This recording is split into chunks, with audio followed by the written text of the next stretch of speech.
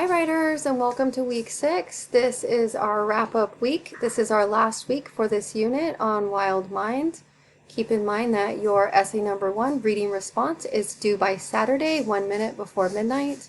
This week we will be wrapping up with a discussion that finalizes the last part of Wild Mind, so take your time and enjoy the last stories of that section.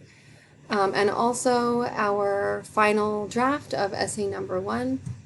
So let's get started. This discussion will cover pages 196 through 238. Keep in mind that you are engaging in those response practices we've been doing for the last several weeks.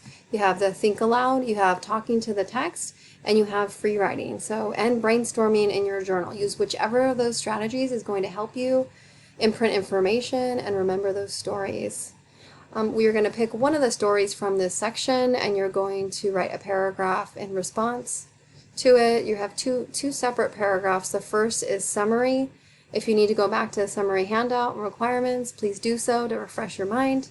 6 to 8 sentences, citing in MLA format. And the second paragraph, you're reflecting on the book and the advice of Goldberg. So don't forget, you also are responding to a classmate or thumbs-upping a classmate, giving them a little bit of love and support. You can scroll down onto their post and you can go ahead and click on the thumbs up in case you forgot how to do it or haven't done it yet. So it's kind of nice when you post something to get a little bit of support on that. So skim around, see one that hasn't gotten a like, and go ahead and like it. Read over it and offer some like support. And finally, the last thing that you guys are turning in this week, the end of week 6, is essay number 1, your reading response. Please take your time to make sure that you have skimmed over the prompt properly. Check out the Vimeo I made on strategies for brainstorming and making sure your essay is organized.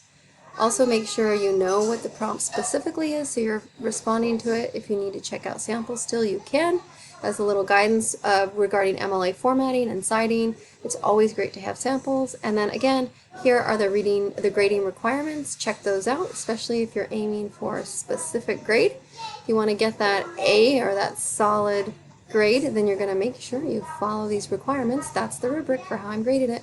Have a wonderful week 6. I will see you online and Zoom.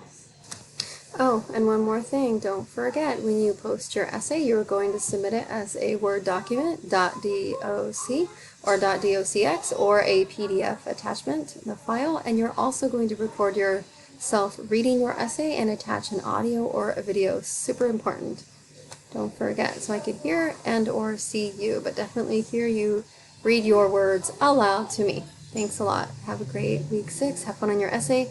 Don't forget your resources. You've got the tutoring center, you've got NetTutor, and you've got me, so we can give you some feedback if you need it and help you feel confident with your writing.